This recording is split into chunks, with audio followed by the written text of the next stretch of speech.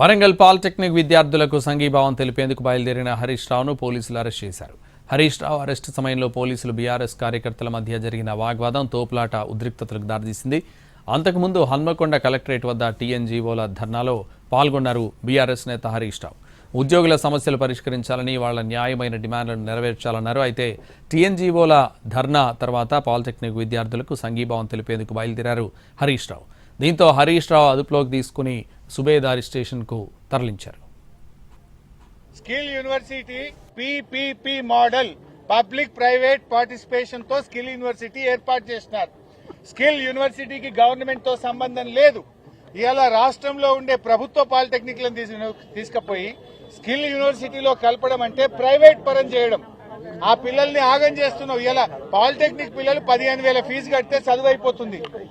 రేపు ప్రైవేట్ లో కలిపితే 5,000 సంవత్సరానికి 3 ఏళ్లకు 15,000. రేపు మీరు స్కిల్ యూనివర్సిటీలో కలిపితే అడ్డగోలుగా ఫీజులు పెంచితే ఆ పిల్లల భవిష్యత్ ఆగం కాదా? ఏఐసిటి అనుమతితో వాళ్ళు పిల్లలు చదువుతున్నారు కనుక ఇంజనీరింగ్ లో సెకండ్ ఇయర్ డైరెక్ట్ గా పోయే అవకాశం ఉంది. రేపు నువ్వు స్కిల్ యూనివర్సిటీలో కలిపితే వాళ్ళ జీవితాలు ఆగమవుతాయి. ఇవాళ polytechnic is different, ITI is different.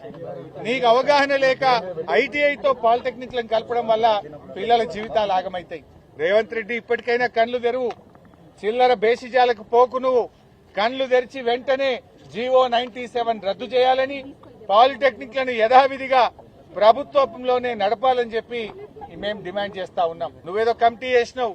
ఈ కమిటీలు జాంతానై పిల్లలు ఒకటే చెప్తుండ్రు, కమిటీలు వద్దు. కమిటీ దేనికోసం? స్కిల్ యూనివర్సిటీలో కలపడం కోసం కమిటీ. కలవడానికే మేము సిద్ధంగా లేము.